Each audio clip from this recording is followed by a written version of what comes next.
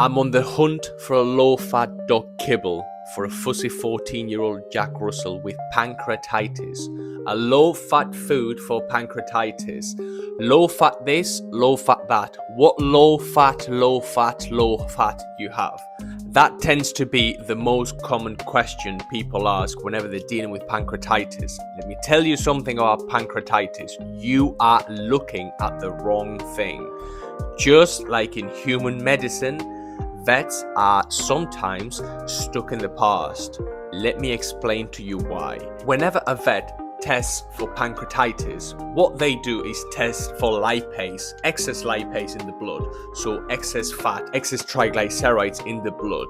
Now, it will make the 1+1 correlation and say what we need is to lower the fat content that goes in the blood, that goes into the bloodstream.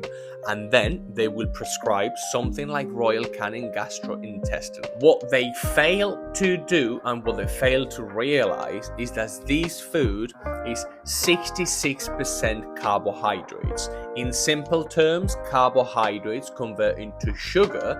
Sugar will then convert back into fat, into triglycerides, exacerbating the dog's pancreatitis. So, if you look at the ingredients in Royal Canin gastrointestinal, we have rice, we have animal fats, unspecified of course, we have maize, we have wheat gluten, and we have 65.9% carbohydrates in the food. Anytime you are looking at something for pancreatitis, never look at fat. Yes, I do agree that high fat diet for a dog with pancreatitis, with ongoing pancreatitis, and we haven't even spoken about what's the cause of pancreatitis. Hyperlipidemia, hyperlipoproteinemia, is it excess glycolysis, is it bile duct obstruction? What are the symptoms? What are the causes? All these things need to be taken into account. Is your dog a Westie and they're more prone to it, for example? Is it acute? Is it ongoing? The blood sugar curve. We need to take all these things into consideration.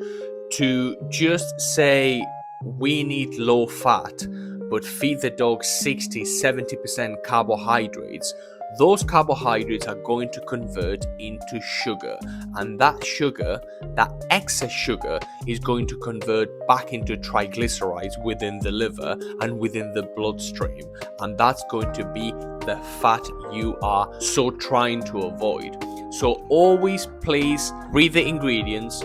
No wheat, no barley, no soy, high meat content, low glycemic carbohydrates, few carbohydrates in a dog with pancreatitis, and the dog will be a lot happier. Now, what should you look out for? What's the best kibble for a dog with pancreatitis? Let me tell you, low to moderate fat should be okay. The dog should be able to cope with the amount of protein and fat, protein and lipase, to cope with the protein and fat content you are giving it.